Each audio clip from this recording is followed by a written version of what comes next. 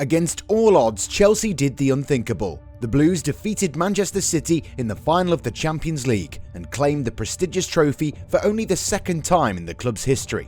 However, was it really unthinkable that Chelsea would beat City, the same team that many pundits had called the best team in the world? When you have a manager as experienced and tactically spot on as Pep Guardiola, you're always going to be in the thick of things. The Spanish tactician has won a lot of trophies during his fabled managerial career. His City side were playing beautiful football throughout the 2020-21 campaign and rather easily won the Premier League, with Manchester United the only side being able to keep up with them for a little while.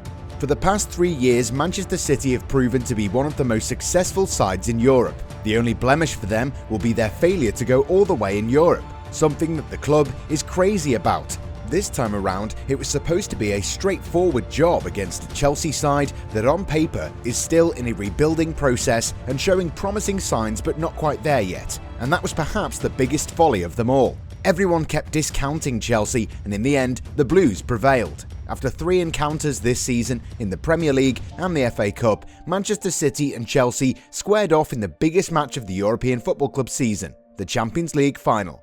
At the very beginning of 2021, the same Chelsea side was made to look like a bunch of amateurs under Frank Lampard and lost their home game. That game was a turning point in Pep Guardiola's side's campaign. The citizens would go on to an incredible winning streak, which would then make them champions of England. Since then, however, Tuchel has had Guardiola's number, winning every game against his opposite number and doing so in style. A first-half Kai Havertz goal was all that was needed as Chelsea won the intense strategic battle. If you remember, in one of our previous videos, we did mention that the game is going to be more of a chess game, and it was all that.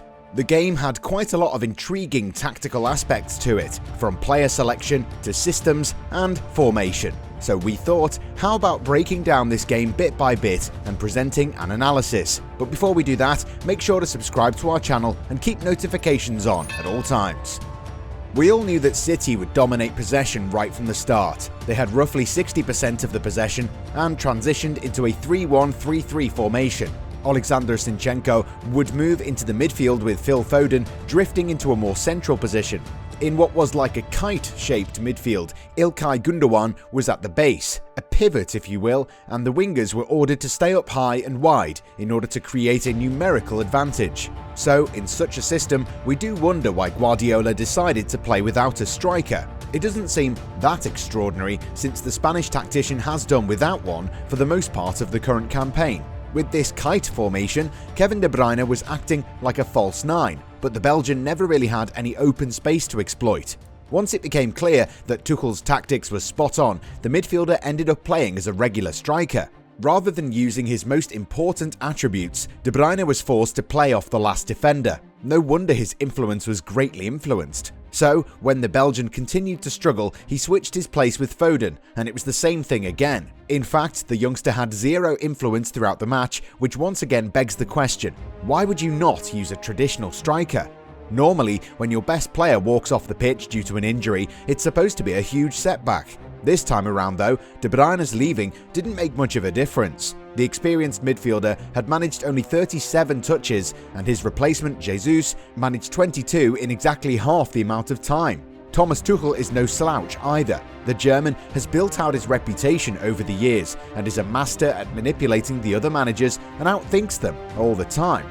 Every setback in his career has only been taken as a lesson. Knowing that he could have done things differently last year when he was on the losing end in the Champions League final, the former PSG manager knew what he needed his team to do. Initially, the Blues went for 5 defenders at the back, which allowed the City midfielders to drop into pockets of space behind the lines and navigate through passing lanes. City's setup clearly showed that they were looking to do things more centrally. As a counter, Chelsea dropped into a lower block and the shape was very compact.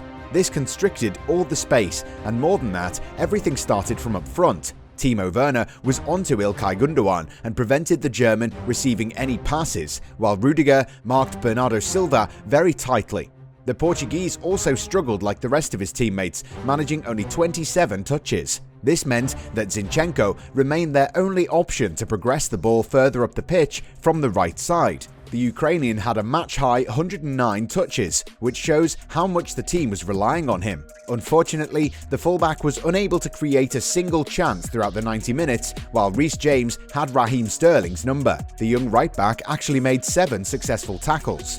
The central region, where City were eyeing numerical ascendancy, quickly became a no-go area in the sense that they weren't able to boss things around there. N'Golo Kante in particular was a man on a mission, and the Frenchman put in his best shift of the season and continued frustrating his opponents.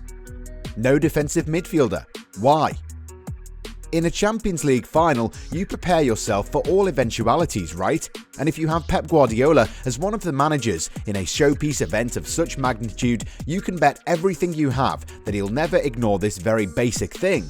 Gundogan is a proper midfielder, but he's not the sort of player who's going to consistently break up play and make simple passes. The Germans' defensive positioning wasn't great, and it makes you wonder why Guardiola didn't use either Fernandinho or Rodri, who would have at least been able to hold their own if the team was caught on the break.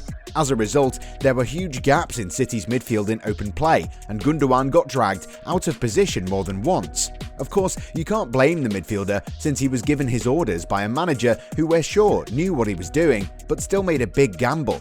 Guardiola did eventually rectify his mistake, taking off Silva to bring on Fernandinho. That was definitely an admission of his mistake. Unfortunately, the Spaniard brought on the veteran at a time when the team was chasing the game. Due to a lack of a defensive midfielder before Fernandinho's introduction, City's pressing was very imperfect. They kept struggling down the wider channels and stayed in a 3-man narrow shape when not in possession. Chelsea countered that with a simple 4-man attack. Chelsea attackers were pretty much free whenever in possession, isolating the 2 centre-backs and making the crowd anxious, and this is why they were able to score. Edouard Mendy passed the ball to Ben Chilwell, which forced Kyle Walker to close him down. The former Leicester man passed the ball to a free Mason Mount. At the time, John Stones was in the red zone and was unable to judge Mount's through ball, which was gladly received by Havertz, who would round off Ederson and score his first Champions League goal at a time when it mattered the most. While Timo Werner did miss a couple of decent chances, the German was actually quite good. An untrained eye might have missed the good in him, but we at Goalside saw a few things that just show how important the former Leipzig man was. The forward was isolated with Ruben Dias in the build-up to the goal.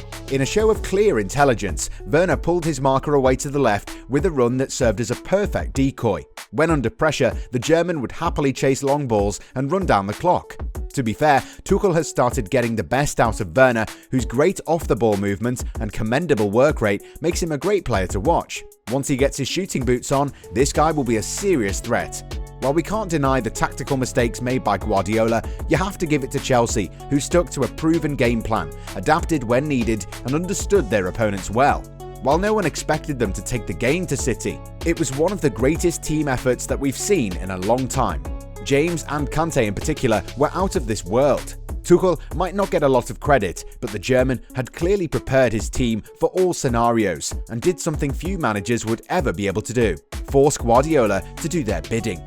Guardiola's biggest strength and now weakness is that at times he cannot resist the urge to change things. Tinkering has helped him in the quarter-final and semi-finals, but putting in a rather novel tactical plan was a massive mistake and had an impact on all of the attacking players. For City to lose the Champions League final, they would have had to shoot themselves in the foot, and they did that in a big way. They didn't start with a recognised defensive midfielder and brought on Fernandinho too late. More than that, they should have started with a pure striker rather than putting De Bruyne and Foden there when their attributes could have been more useful elsewhere. This is where they lost the Champions League final. The Blues, on the other hand, wanted to keep things simple, didn't overcomplicate things, even when they were struggling to keep the ball, and got the reward for that. So, what happens now? Guardiola's wait for European glory continues for one. Soul-searching will be something needed at the club and individual level for sure.